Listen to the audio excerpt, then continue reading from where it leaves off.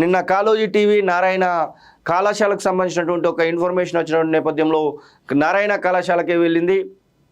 అబ్దుల్లాపూర్ మెట్ కోహెడా దగ్గరలో ఉన్నటువంటి Narayana girls campus దగ్గరికి వెళ్తే అక్కడ ఫుడ్ పాయిజన్తో ఇబ్బంది పడుతున్నటువంటి విద్యార్థులకు సంబంధించినటువంటి దృశ్యాలను చూసి అయితే కాళోజీ టీవీ నివ్వెరపోయినటువంటి సందర్భాన్ని అయితే మనం చూస్తూ ఉన్నాం. కాళోజీ టీవీకి అక్కడికి వెళ్ళినటువంటి నేపథ్యంలో పూర్తి స్థాయిలో అక్కడ ఇన్ఫర్మేషన్ అయితే వచ్చింది. కాళోజీ టీవీ అక్కడ ఉన్నటువంటి పరిస్థితులను కూడా తెలుసుకునేటువంటి ప్రయత్నం అయితే చేసింది. మొదట లోపలికి వెళ్ళనివ్వకుండా అడ్డుకున్నటువంటి పోలీసులు, లోపలికి వెళ్లకుండా అడ్డుకున్నటువంటి సెక్యూరిటీ, ఆ తర్వాత ఎట్టకేలకైతే లోపలికి పంపించినటువంటి దృశ్యాలను అయితే మనం చూడడం జరిగింది.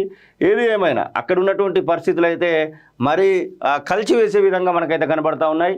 ఇదిగోండి, ఇది ప్రస్తుతము అక్కడ ఉన్నటువంటి పరిస్థితి. ఒక కాలేజీ లోపట్నే ఇట్లాంటి పరిస్థితి ఏర్పడ్డది. మొత్తం మీద బెడ్లను ఏర్పాటు చేసి ఒక ఆసుపత్రిని తయారు చేసి సెలైన్ బాటిల్ కూడా ఎక్కిస్తున్నటువంటి దృశ్యాలను అయితే చూస్తూ ఉన్నాం.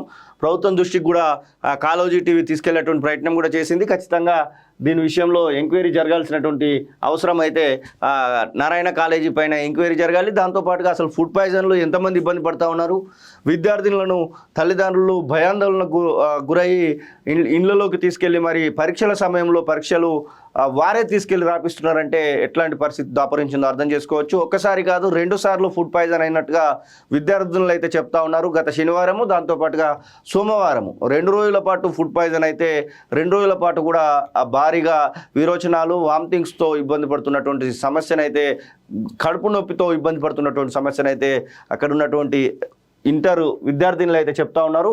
మరి ఈ విషయంలో నారాయణ కాలేజీ పైన చర్యలు తీసుకోవాల్సినటువంటి అవసరాన్ని అయితే కాళోజీ టీవీ ప్రభుత్వానికి అయితే గుర్తు చేస్తూ ఉంది.